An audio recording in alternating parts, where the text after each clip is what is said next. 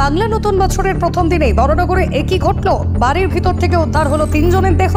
জানা গিয়েছে বড়নগর পৌরসভার 1 নম্বর ওয়ার্ডের নিরঞ্জন সেন নগরের বাসিন্দা শঙ্কর হালদারের বাড়ির সামনে এদিন দুর্গন্ধ পান প্রতিবেশীরা।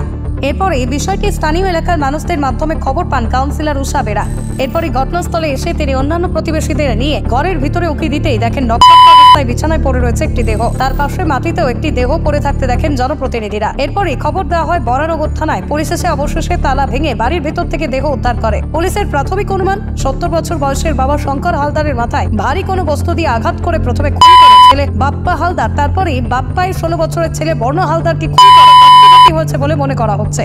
ইতিমধ্যে বিষয়টি নিয়ে চাঞ্চল্য ছড়িয়েছে বরানগর এলাকায়। বাংলা নববর্ষের প্রথম দিন এলাকায় এমন ঘটনা ঘটায় রীতিমতো আতঙ্কিত প্রতিবেশীরা। কিন্তু কেন এমন কাণ্ড ঘটালো, গোটা ঘটনার তদন্তে নেমেছে বরানগর থানার পুলিশ। জিজ্ঞাসাবাদ করা হচ্ছে আশপাশের প্রতিবেশীদেরও। ব্যুরো রিপোর্ট, বিশ্ব টাইমস। ফিরবে হোশ, জাগবে মানুষ। আমি এইমাত্র খবর পেলাম একটু আগেই। আমাদের আজকে যেহেতু পয়লা বৈশাখ, বছরের প্রথম দিন, আমরা প্রত্যেক বছরের মতন প্রভাত ফেরি নিয়ে বেরিয়েছিলাম।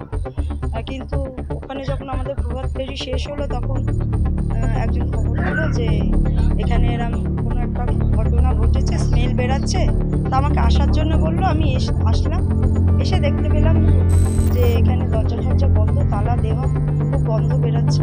তো আমি পেছন দিক দিয়ে গিয়েছিলাম, তো দেখলাম বিছানায় রক্তাক্ত হয়ে রয়েছে, আর সম্ভবত হয়তো কোনো বডি নিচে পড়ে রয়েছে। এইটুকুনি দেখতে পেয়েছি, এর বেশি আমরা। হ্যাঁ, পুলিশ এসছে, আমি পুলিশকে থানায় খবর করেছিলাম, আইসিকে খবর করেছিলাম। তো খবর করার কিছুক্ষণের মধ্যেই পুলিশ পাঠিয়ে দিয়েছে। আমার নাম উষা বেরা, কাউন্সিলর, বড়নগর 1 নম্বর ওয়ার্ড।